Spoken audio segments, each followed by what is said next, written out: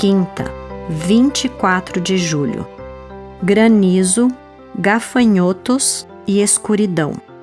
Verso para memorizar. E assim Faraó, de coração endurecido, não deixou ir os filhos de Israel, como o Senhor tinha dito a Moisés. Êxodo 9, 35. Ouça os seguintes versos selecionados de Êxodo 9 e Êxodo 10.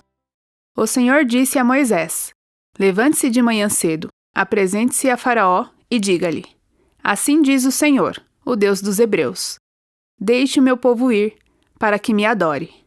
Eis que amanhã, por este tempo, farei cair uma forte chuva de pedras, como nunca houve no Egito, desde o dia em que foi fundado até hoje. E Moisés estendeu o seu bordão para o céu, e o Senhor deu trovões e chuva de pedras. E fogo desceu sobre a terra, e o Senhor fez cair chuva de pedras sobre a terra do Egito. De maneira que havia chuva de pedras e fogo, misturado com a chuva de pedras tão grave como nunca houve em toda a terra do Egito, desde que veio a ser uma nação. Por toda a terra do Egito, a chuva de pedras destruiu tudo o que havia no campo, tanto pessoas como animais. A chuva de pedras destruiu também todas as plantas do campo e quebrou todas as árvores do campo. Somente na terra de Gósen, onde estavam os filhos de Israel, não houve chuva de pedras. O Senhor disse a Moisés: Vá falar com Faraó, porque lhe endureci o coração e o coração de seus oficiais, para que eu faça estes meus sinais no meio deles.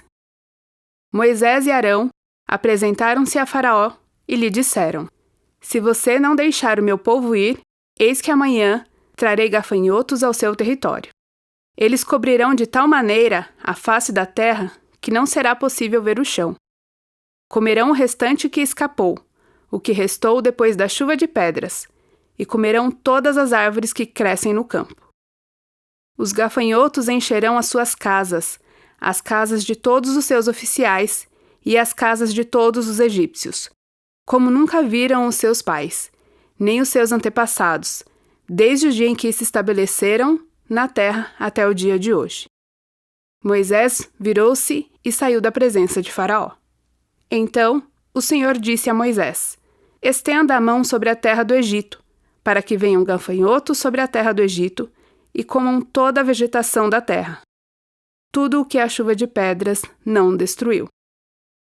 Moisés estendeu o seu bordão sobre a terra do Egito, e o Senhor trouxe sobre a terra um vento leste todo aquele dia e toda aquela noite.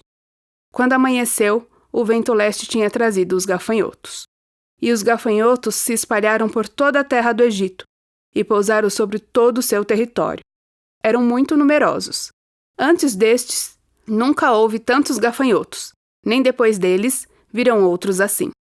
Porque cobriram a superfície de toda a terra, de modo que a terra se escureceu. Devoraram toda a vegetação da terra e todo o fruto das árvores que a chuva de pedras não havia destruído. E não restou nada verde nas árvores, nem na vegetação do campo, em toda a terra do Egito. Então disse o Senhor a Moisés: Estende a tua mão para o céu, e virão trevas sobre a terra do Egito, trevas que se apalpem. E Moisés estendeu a sua mão para o céu, e houve trevas espessas em toda a terra do Egito por 3 dias. Não viu um ao outro, e ninguém se levantou do seu lugar por 3 dias, mas todos os filhos de Israel tinham luz em suas habitações. E disse-lhe Faraó: Vai-te de mim, guarda-te que não mais vejas o meu rosto, porque no dia em que vires o meu rosto, morrerás. E disse Moisés: Bem disseste, eu nunca mais verei o teu rosto. Pergunta 5.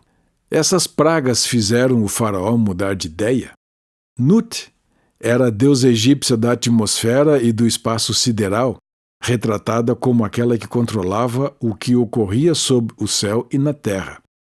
Osíris era o deus das colheitas e da fertilidade. O granizo é associado ao juízo divino. Nessa praga, aqueles que esconderam suas propriedades em um abrigo seguro foram protegidos. Todos foram testados. Creriam na palavra de Deus e agiriam de acordo com ela? A preservação da vida do faraó tinha como propósito tornar Deus conhecido no mundo. O rei confessou que havia pecado, mas logo depois voltou atrás. Sete era o deus da tempestade, guerra e desordem. Junto com Ísis, era considerado uma divindade da agricultura. Shu era o deus da atmosfera. Serapis personificava a majestade divina, fertilidade, cura e vida após a morte. Nenhum dos deuses egípcios impediu os juízos divinos, pois os ídolos não são nada. Os servos do faraó insistiram para que ele deixasse Israel ir, mas ele recusou novamente. O faraó ofereceu um acordo, que Moisés rejeitou, e com razão, pois as mulheres e crianças eram parte vital e inseparável da adoração e da comunidade de fé. Ra era o principal deus egípcio, o deus Sol, e Tote era o deus Lua. Eles não conseguiram produzir luz. O faraó tentou negociar, mas em vão. Uma escuridão de 3 dias cobriu o Egito, mas os israelitas tinham luz. A separação não poderia ser mais clara. No entanto, independentemente das calamidades que atingiram a nação, o faraó continuou resistindo e não cedeu. Não conhecemos suas motivações mais profundas, mas em algum momento isso pode ter se tornado simplesmente uma questão de orgulho. Não importavam as poderosas evidências, a clareza de tudo o que estava acontecendo e que a escolha correta estivesse bem diante dele. Após um pouco de hesitação, o faraó não se submeteu à vontade de Deus.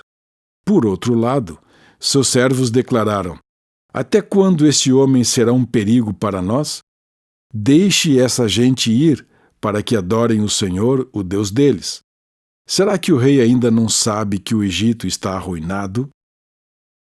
Esse é um exemplo marcante das palavras: antes da ruína vem a soberba, e o espírito orgulhoso precede a queda.